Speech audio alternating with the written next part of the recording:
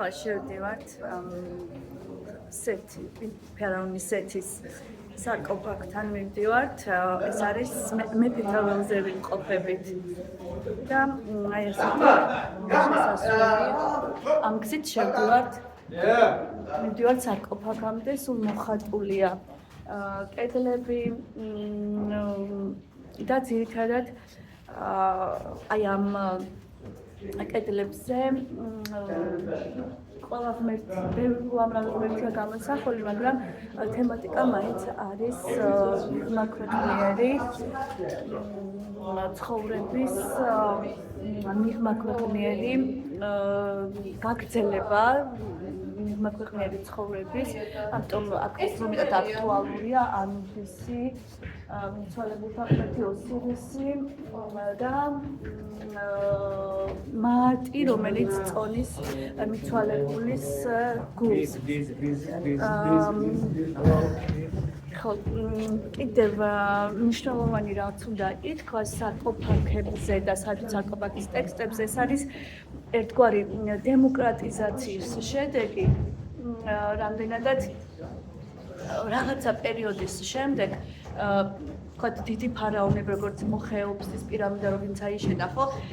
ანუ დიდი პირამიდებში ჩვენ გვაქვს პირამიდის ტექსტები, მაგრამ უკვე აქ ჩვენ გვაქვს ტექსტებზე ამახვილებ ამ შემთხვევაში ყურადღებას, აქ ჩვენ უკვე გვაქვს სარკოფაგის ტექსტები, რაც გამოიწვია ესე ეგრეთ წოდებულმა დემოკრატიზაციამ, რამდენადაც თუ კი მარტო ფარაონებისთვის იყო დასაწყისში ხელმისაწვდომი მიღმაქვეყნიერი ანუ მიღმაქვეყნიერ ცხოვრებაში გასვლა ამ მაგიური ფორმულებით, უკვე ამ პერიოდიდან გარკვეული პერიოდის შემდეგ ჩნდება სარკოფაგის ტექსტები, ანუ იგივე მაგიური ფორმულები უკვე ხელმისაწვდომია ჩვეულებრივი ადამიანებისთვისაც, უფრო დაბალი ძალაუფლების, დიდებულებისთვის და მეფეებისთვის და არსობრივად ჩვენ ვიგებთ უკვე ძალიან ბევრ რამეს აი ამ სარკოფაგის ტექსტებით, მაგიურ ფორმულებს.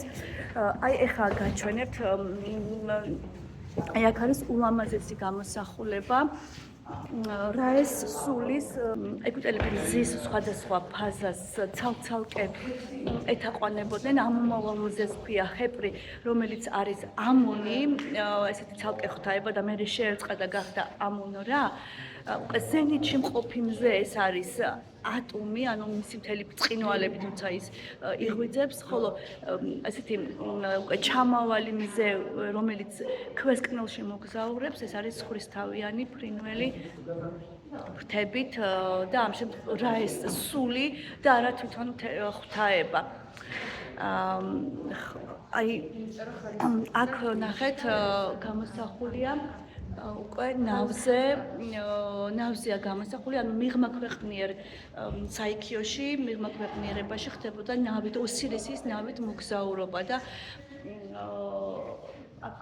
ფარაონი როგორ მოგზაურობს მიღმაქვეყნიერ ნილოსში, ესენაა გამოსახული და ნახეთ გველი, მთელი დაკლაკნილი გველი, მთლიანად ეს არის გველი აპოპი, რომელიც მზის ღმერთს რაეს ხვდება ყოველთვის ჩასვლის დროს და ყოველდღიურად მზის ღმერთს რაეს უწევს აპოპის დამარცხება და გადალახვა აი ამ გადალახვა და უწევს ყოველდღიურად უწევს რაეს გადალახვა აი ამ კოსმიური ციკლის, რომ ხელახლა ამოვიდეს. ამიტომ მიღმაქვეყნიერი მოგზაურობაში გველა აპოპთან შეხვედრა და მისი ყოველდღიური დამარცხება განასახიერებს დღეღამური ციკლის მონაცვლეობას და ჩვენ ძალიან ბევრ იკონოგრაფიულ აი ასეთ გამოსახულებებში გვაქვს ეს სცენა.